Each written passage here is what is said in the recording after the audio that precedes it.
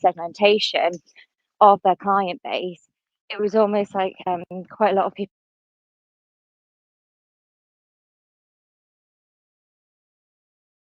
because so much of the focus at the beginning was just about the limited companies, because they've already done, one segmentation maybe 2 years, 18 months ago. It's almost that time now to come back and say, right, have we actually got the client segmented as we should? Because to Aaron's point now, you could be doing 10, 15 submissions per client. And that seems to be what now, especially because the conversations have completely changed. And then this year, I think there's been quite a lot in the industry of accountants who are extremely overwhelmed with everything that's happened with the pandemic and with the furlough now stopping, that it seems like another massive burden of a workload, essentially. And basically what we're starting to see now in the industry is quite a lot of people almost fearful to have to do it all again and to have to actually even start that segmentation process. And I think there's still that hope that it's going to be delayed. But obviously not going to be. So I think my biggest thing is obviously now is to start that segmentation process again. But as Aaron just said as well, is have that bigger onboarding process. And I think that's what I've been working with a lot in the last sort of month, is really looking at what that process will look like, so that we can support as much as we can as well. Perfect. Thank you, Linda. Listening to us on this side of the world, on this part of the world, what was your experience in this specific segmentation onboarding, and what do you think of the approach the guys have taken or they planning to take? What's your view on it? Look, Eva, I do think it's very important to plan. I think this is not something that you want to really have sneaking up on you. I think that's the first thing. And I suppose if I look at Australia's example and everything we learned out of when GST, our consumption tax first come online, that we probably learned from that. We did think that, we just, and Aaron mirrored this before, we just throw everyone onto digital account and that'll fix it.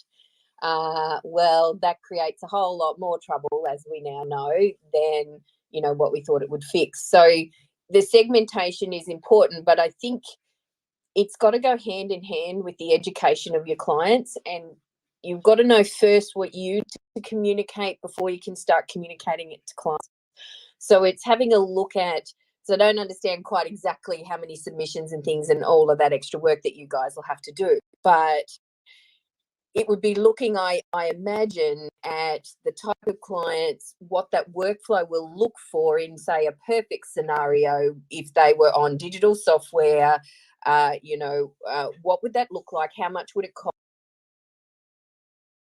It all out, so where your pricing points are, because what's going to happen is you'll come back and it'll bite you in the behind, because you won't have costed it out properly. So there's a lot of planning in that, and I can understand too, our accountants over here are up to their neck in pandemic issues and things like that too, and I feel for you guys actually, because this is another major change that is happening now on the back of everything that's going on around the world. But just taking some time, I think, every week to do something with regards to planning or segmentation. And I think, a great thing is then we should never assume. I see a lot of us going, well, this client will want this, they'll probably do that, this is what it will cost them. You don't know unless you ask them. And I think you can make those broad, brushstrokes of here's what I think everyone will want. But you know what? Maybe they want to learn the digital software and you don't even know that. And then once you get that information from the clients, you may be able to put a package together that is training and things like that to help them. I think it's bigger than we want to really even face up to at the moment, I'd imagine, or even have the capacity to face up to with everything that's going on. So, but I think it's doing something, having a look at those workflows, having a look what your offerings might be, having a look at what the pricing is as best we can. It might work with some clients, it might not work with others. We'll win some, we'll lose some. But I think it's have a go. If you're forewarned, then it's, you know, you're going to be in a much better place than just jumping in at the last minute and thinking this is what we're going to do and we'll just charge per hour or whatever it is, and you know, clients will soon you know, not enjoy that experience, I would say. So educating clients, planning. I think there's a lot of talking that needs to happen between you and your client base, would be what I would say, Eva. Thanks, Linda. So we not only have to do the segmentation and plan it, we need to talk to our clients, to every single one of them. Wow, you know, the communication, I think this is the big thing, and this is going to take so much time. It's just, yeah, I can see, and I see on the forums, or when we ran webinar earlier this week, many accountants are just simply overwhelmed because the huge task that is ahead of us all. Yes, many of them probably are thinking about retiring, but no, not everyone can afford. Sharon, I'd like to bring you into discussion because you kind of on the education side, and you're probably working with many accountants.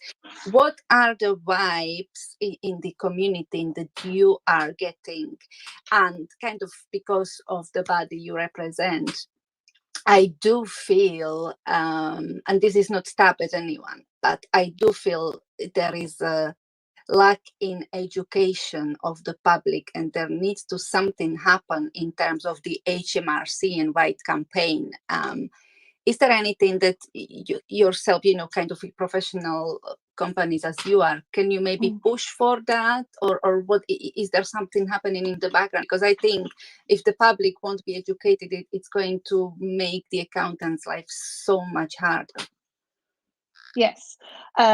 Thank you, and thank you all for the conversation so far. Always, it's great and some interesting insights. So in terms of my thoughts, really, so as you know, I'm working with a training company, and I also work with a number of professional bodies. And this week in particular, I've met with the London Society of Chartered Accountants, and we've been talking about making tax digital.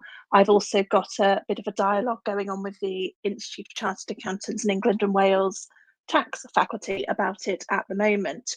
And we've got a relatively little group in here today, so I was told something that I'm not allowed to share, but we're tiny, so let's do a bit of speculation. So I understand we're going to see revised MTD regulations this week, so pretty soon is the rumble that is out there, and I think that's going to be really, really interesting. The side of things that I've been working on is now what government are looking to do in preparation for bringing UK income tax paying businesses into the digital environment for their income tax matters. And that's changing how we match accounting periods into tax periods in the UK. Now, this side of the consultation as such has come around pretty quickly, and I've been working examples with that along with some colleagues, and there do seem to be some fairly fundamental flaws in the plans at the moment, and that's because it's suddenly let's change this massive rule in preparation for MTD. So we knew MTD was on the horizon from April 2023 for income tax. Now we've got proposed rule changes the year before in prep for that. So we will see changes to the MTD regs because the basis on how we're matching those tax periods and accounts periods may now be changing the year before. But the insight that I'm starting to gather is I honestly don't think we're ready. I don't think we're ready to do both. To try and change that foundation a year before and to have launched a consultation for the first time a matter of weeks ago, it's ever so ambitious. So I think it's going to be really interesting to see how that proceeds. So like I say, I know the professional bodies in the UK are really quite concerned about it.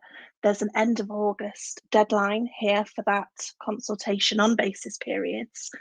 And I think what comes next, when we're going to have a budget, what the draft legislation actually is going into the next finance bill, is really going to scope the future here. Now, I know earlier, Philippa, you said that MTD won't be delayed ever. I know you said that as well. And coming from software, I appreciate you guys have got some great insight as well. But my feel is one or other is going to need to be delayed.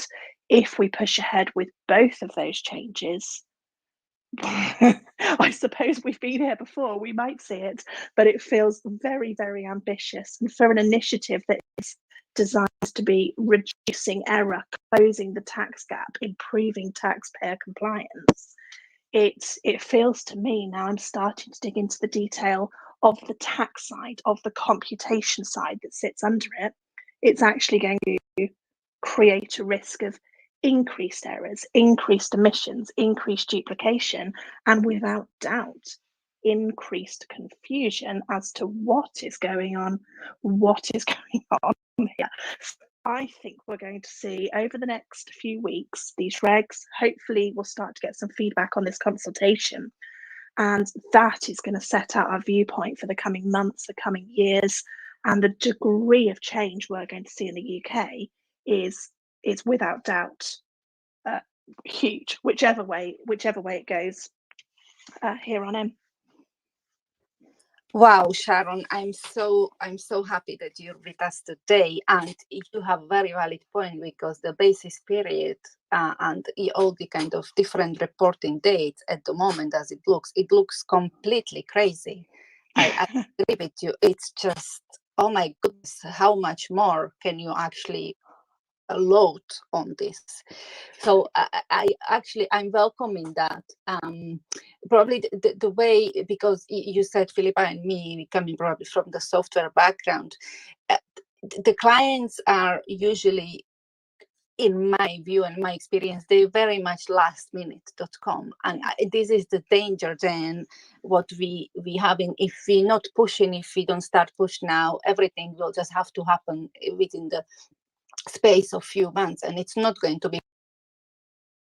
So even if there will be delay, which many of us would welcome, it would be a positive thing in my view, because I do agree with you, and we're going to have this discussion next week with Lucy Cohen. She's a co-founder of Mazuma, and we're going to look at how are actually the end users, the end taxpayers prepared for this, and the numbers are actually shocking.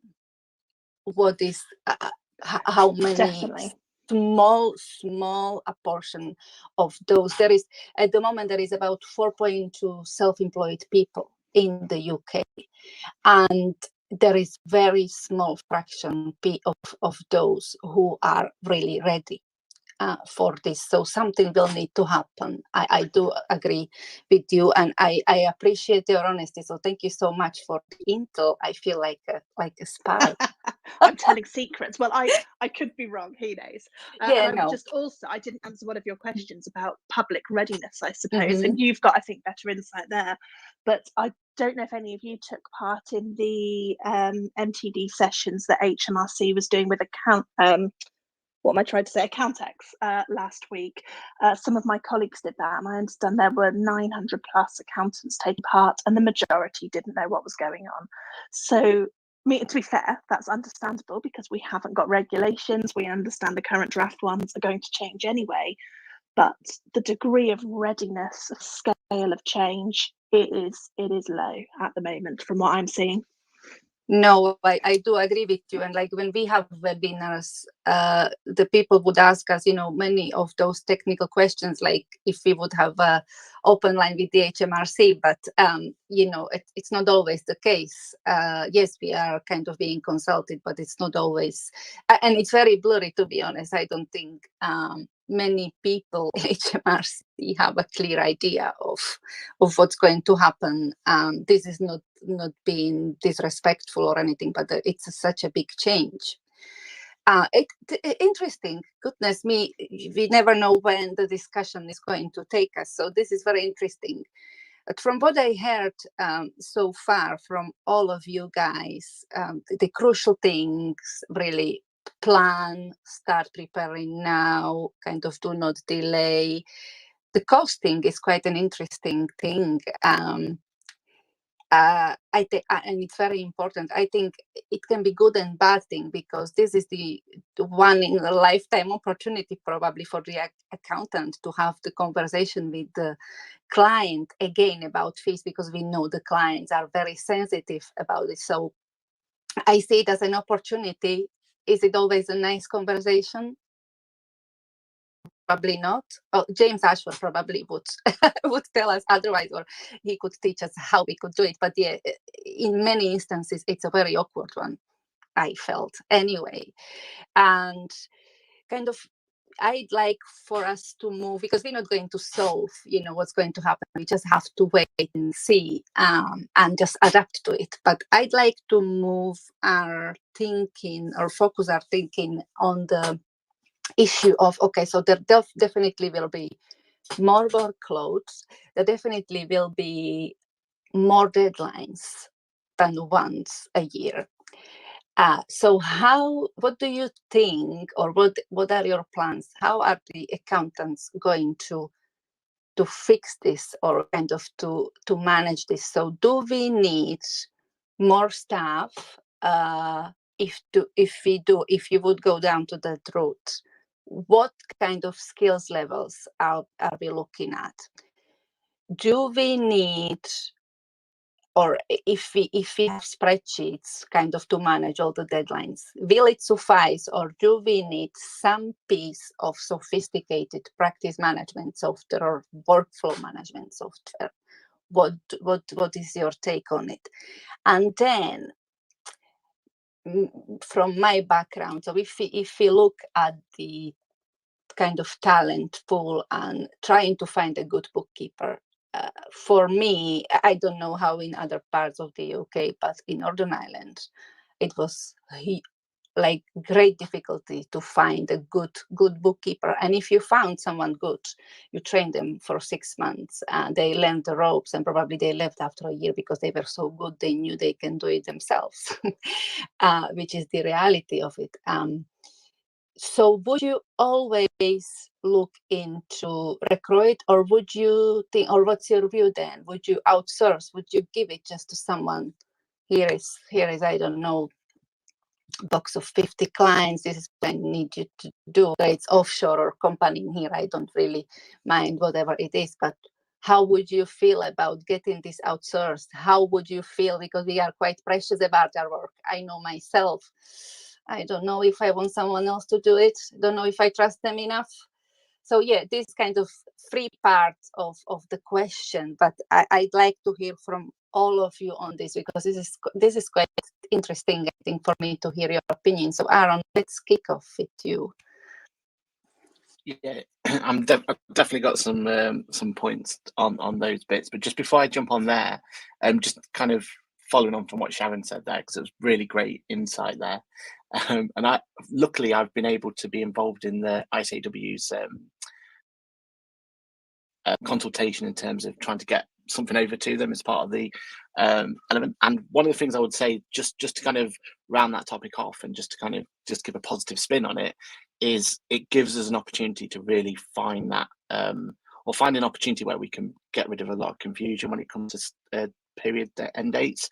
Because at the end of the day, 5th of April has always been an odd date to choose. It's always been difficult to work it with clients, and especially with software.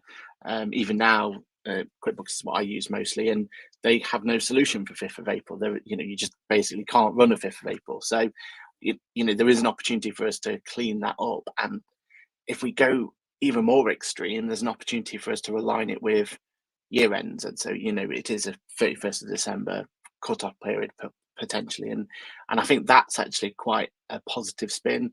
I know it's going to cause a lot of issues at the beginning, and there'll be a lot of opportunities for errors, and I can understand that. But I think from just purely educating clients, especially new clients, this is an opportunity for us to kind of get rid of the old style of 5th of April and those status periods and those older periods, and bring in periods that we will be able to make better use of, I think, and be able to educate clients better. But yeah, that's just to clear that that side of things. From the questions that you raised though, so the first of all is kind of that idea of, do we need any sophisticated software to be able to help us? Do we need to be able to provide an MTD compliant service for our clients, or will spreadsheets suffice? I think spreadsheets will always, because I'm a big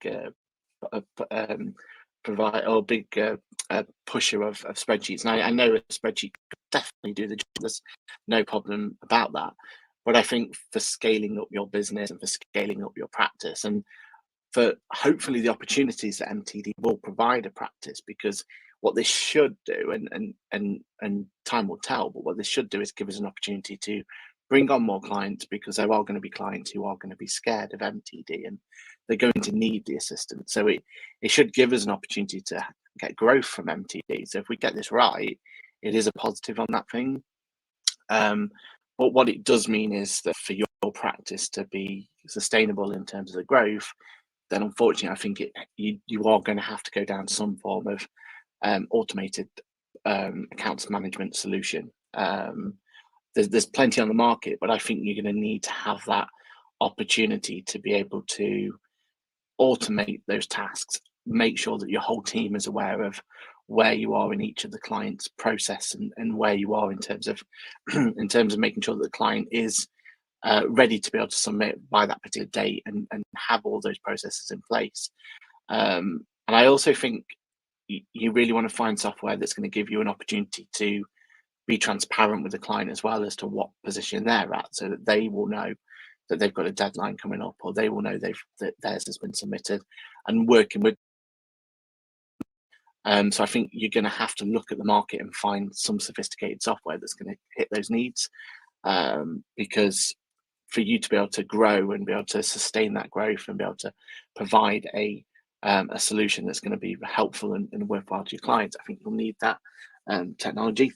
And it's the same in pricing as well. We for a long time we were quite happily having our own pricing solution and proposal solutions, and we're quite happy building those up. But even our practice has now had to go, right, we're going to have to go on with one of the providers now. We can't do it alone anymore. We can't provide that pricing solution for our clients by a spreadsheet anymore. It have to be something more dynamic, something more involved, and given the chance or given the options that we want to provide to our clients, so that we are giving them an option where we do it all for them, or we hold their hand at certain points, or we just check their information before it gets submitted.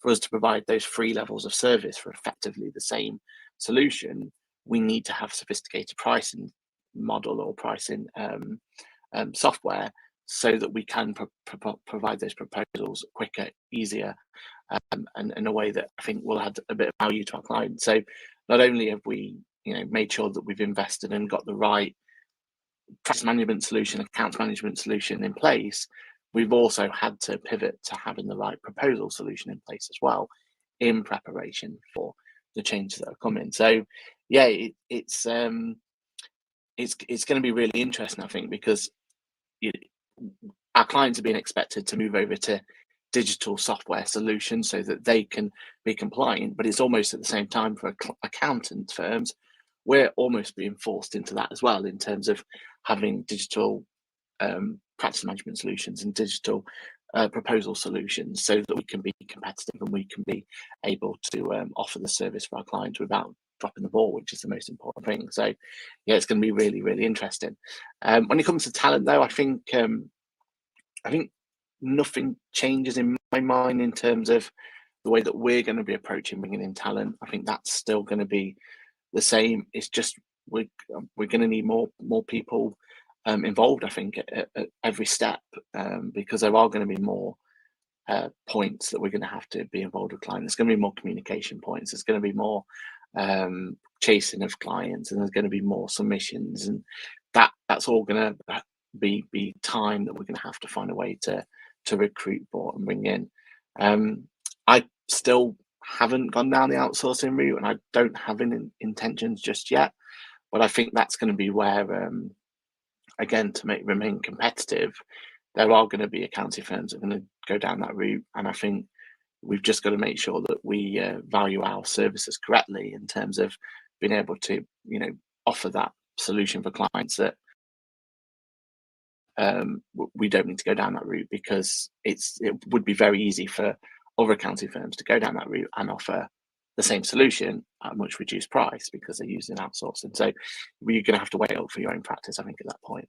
But yeah, I think the biggest takeaway is that for you to be ready at a practice level to be able to do MTD, and with all the work that's coming in, I do think that you're going to have to maybe invest in some sort of digital solution for both proposal and practice management. Perfect. Thank you, Linda. So you probably went through those stages already. So kind of going back to my question is the same, but probably you're going to give us answer actually what you have experienced and how did it pan out. So the first thing I wanted to just say, Eva, is that I had an accountant say to me the other day, Linda, accountants never do anything until they have to.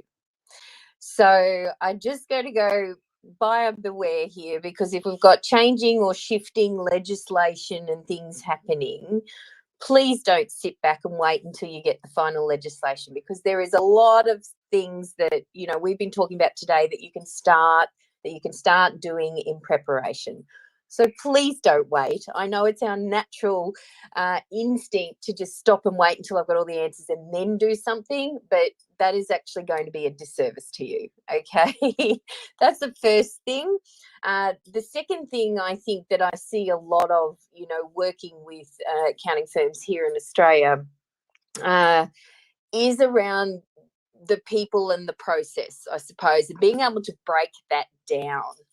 And let's throw delegation in there as well. So outsourcing comes further down the track, but Eva, you said it perfectly before. I don't know that I want to trust anybody doing my stuff, and accountants are exactly like that. I get that. So what we've traditionally done is we've taken whatever the job is that we're doing or the submission, and we go from start to finish and do every task that is required in there to get that done, whether that's talking to the client, whether it's collating records, whether it's doing bookkeeping, whether it's applying tax legislation, whatever it is, we do the lot because we control it then. We feel safe when we control the whole process. When you're coming into areas like this, you've got to start to look at, all right, because your costing models aren't going to hold up to allow you to be able to go from start to finish with all of this. Okay, we are going to have to look, who can I get involved with this to help me out? Now, if you look at any job, and regardless of making tax digital, this is the case anyway, is that from start to finish of any particular accounting job, there will be things in there that are administration, bookkeeping, and accounting. There's at least 3 different roles that could be involved in that. And if you're smart about it, the transitioning of the workflow between the two between the 3 allows everybody to work very efficiently. Now, there's a bit of an art in doing that. And the first thing you've got to do is to be able to break down the process to its most minute pieces.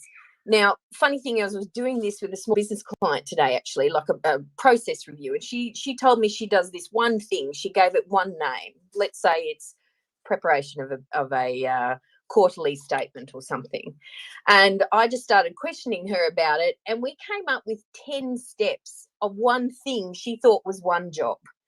And within those 10 steps, we were able to delegate it to 3 different people. And all of a sudden, she found herself having leveraging issues. She was too busy. She couldn't do everything. Wants to grow, couldn't handle more work. Exactly what's going to be happening in the accounting industry. She found out that something that was taking her an hour to do per client, we could segment down to, she just had to do 2 bits, which were the important quality control parts and the money parts, I called them for her. And that was only then going to take her 15 minutes. And we could put administration staff and other less qualified staff around the other things. So you talk about workflow software too, Aaron, that is very important, because the milestones of the job and how the work transitions are going to be very important in this. So if you're actually smart about it, this is the planning and the breaking down. And ever, I'm sure you come at digitalization with planning and all of, from this aspect as well. You would look at the whole process and break it down. But I think we are going to have to look at some different people maybe than we're used to being involved in our workflows. And that will be more administration, more bookkeeping type functions.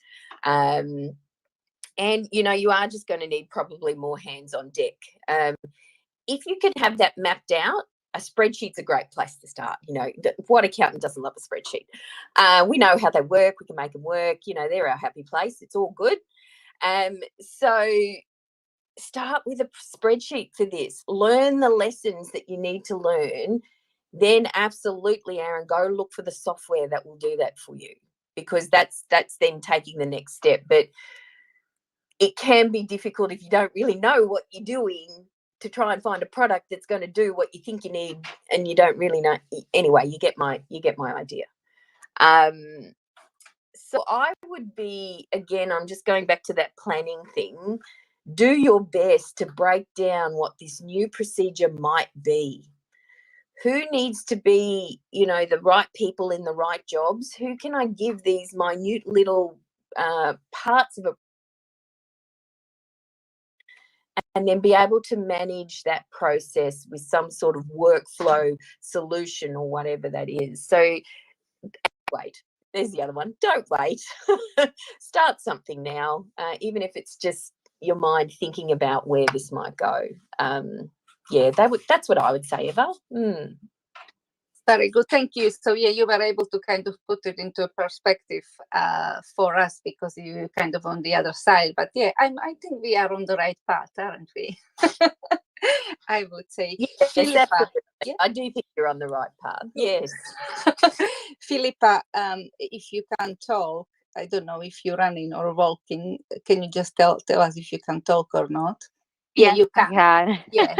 So from what you heard kind of in my question, what do you identify is the most difficult point or kind of most difficult hurdle for the accountants to overcome?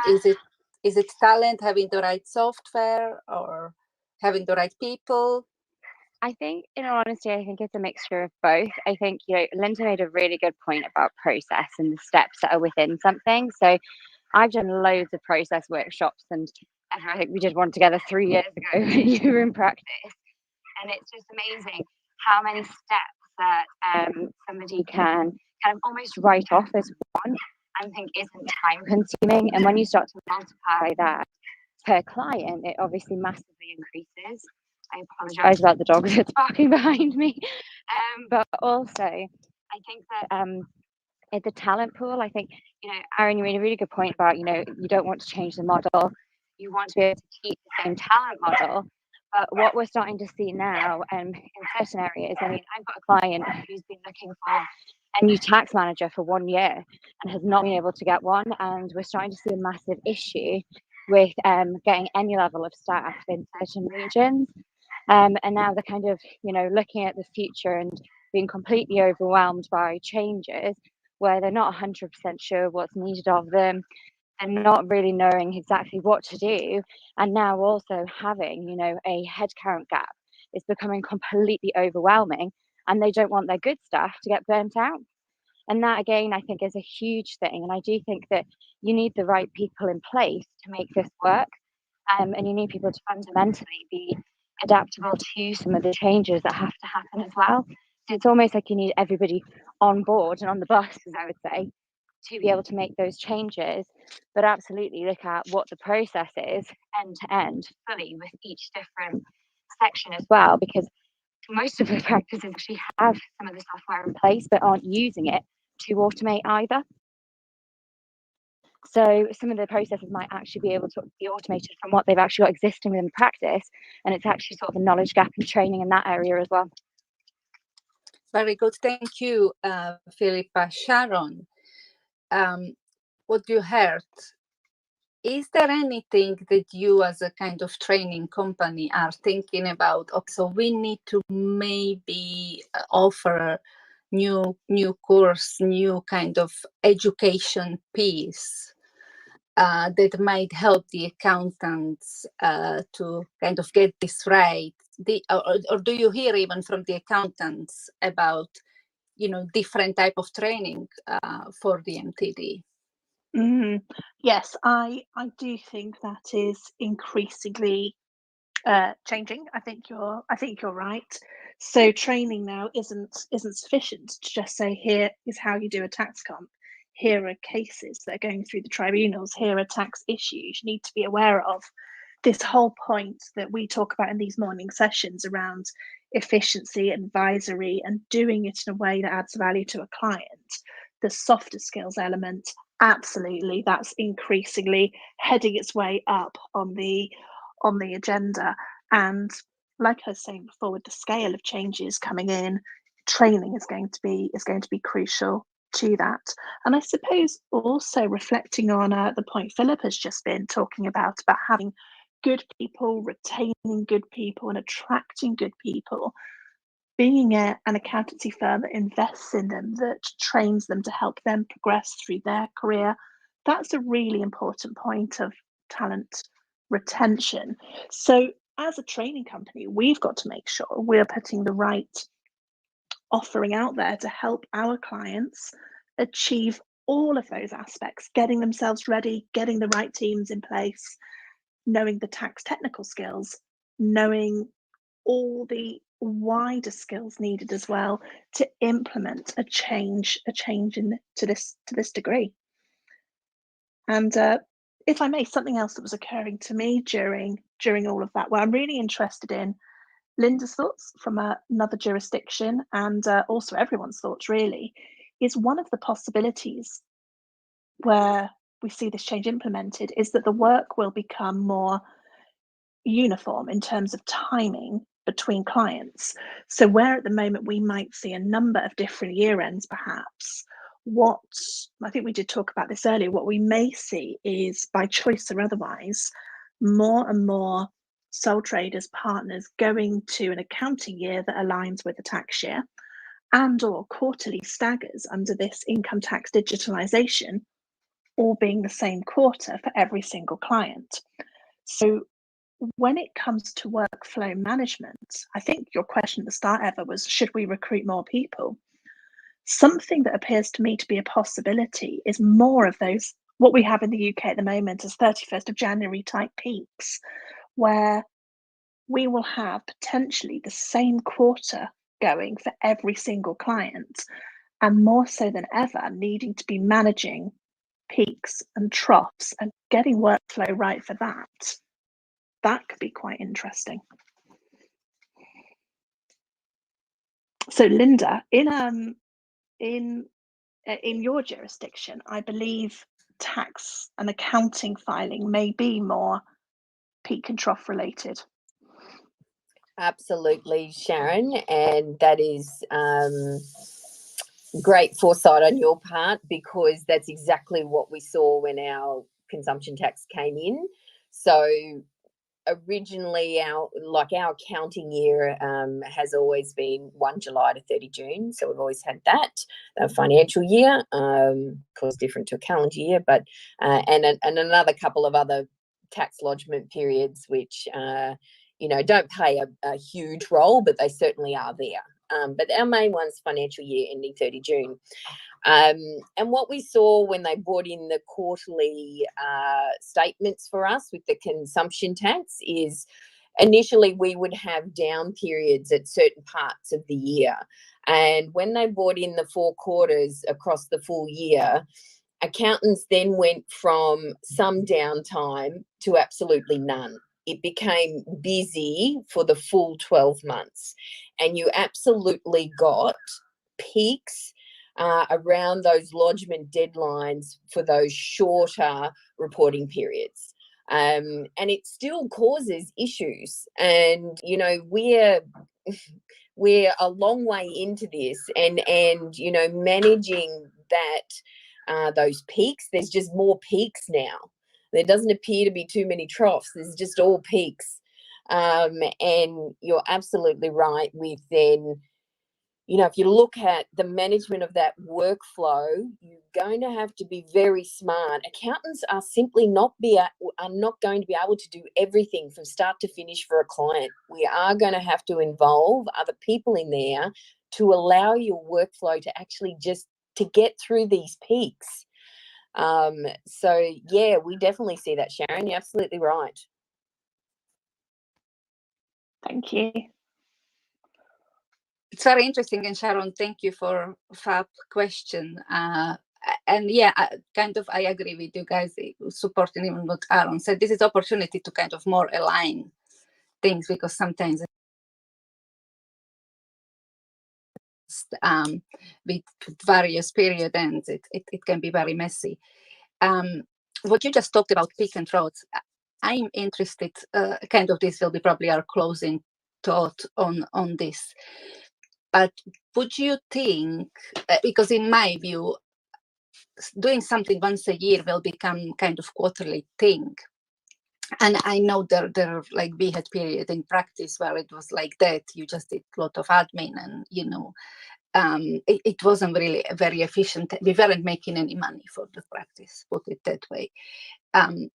I think this can be a positive thing if we are organized, and as you guys said, we have to be very smart with the workflows, and you know, different people with different set of skills, different level of experience will need to do different parts. But would you not think that this is actually a positive thing, because we are going to have the workload spread much more evenly? And yes, there will be rush towards the deadline and so on, but I think it shouldn't be as stressful as we now see stressful November, December, January in the practice. It's crazy, and practice lights on all weekend and nights, and sometimes to me it was just crazy when I seen that. So I actually think this might be quite a good positive thing for us. And because always a lot of us accountant, we are very lastminute.com, and our clients are lastminute.com, but we won't be able to do it anymore. So I just think maybe I'm naive. This might be a positive thing. Aaron, what do you think? I think there's two thoughts there. So first of all, I'm definitely on the camp of, as much as MTD and the changes that are coming through are scary, and I can see that there's a lot of problems coming up, I am also really positive about it in terms of getting the opportunity to, like you said, I don't know if it's going to help on the workload, but what it will definitely do is give us more real-time information, because we're going to be forcing our clients to keep their data up to date on a more regular basis. And the amount of positives there is brilliant to me. Excuse me. And I really do think that that's going to be huge, and I think there's going to be a lot of leverage that we can gain from that and help clients, and there's a lot of positivity around that. I think for workload, though, unfortunately, yes, we're going to be able to have more up-to-date information. So the 31st of January is still it's going to be more we're going to be in a more organized state at that point, but we're still going to have to compile, and we're saying 31st of January, depends on what the legislation changes, but as is now, we're still going to have that annual compliance deadline. To be a period of time where we're going to have to submit that final tax return, basically based on not just what you've filed for MTD, but everything else that goes into it. So there's still going to be the extra bits that we're going to bring in, like dividends and capital gains and all the other elements to it. So I don't think we're going to have any reduction in that. I think that's going to be just as chaotic as normal, with the added benefit that some of the aspects that are going to go in there are going to be done for us. But I think it's going to be almost like the way CIS works now, where and the way SEIS works now, where HMRC are going to be expecting a figure. So if we don't deliver on that particular figure, that's just going to be a way for them to automatically come back at us with some sort of questions and going through from there. So yeah, I think from a work point of view, unfortunately, I think we're not going to see any benefits from there. And we've already started trying to figure out how to educate clients in terms of of trying to help them work with us to a degree. So we are starting to go down that route now of education and trying to help or to give them that. And also we're going to have to be brutally honest with some clients and ask them to maybe change their VAT quarters to be in line or not in line or whatever we need to do. And we're going to have to have those communications, not just with our MTD for the income type side of things, but also for maybe our VAT lines and everything else. And we're just going to have to manage workloads that way. So yeah, it's going to be interesting times. But I think, yeah, unfortunately, I don't think we're going to get any. We're not going to get our Januaries back anytime soon. I think you're right on that, Aaron.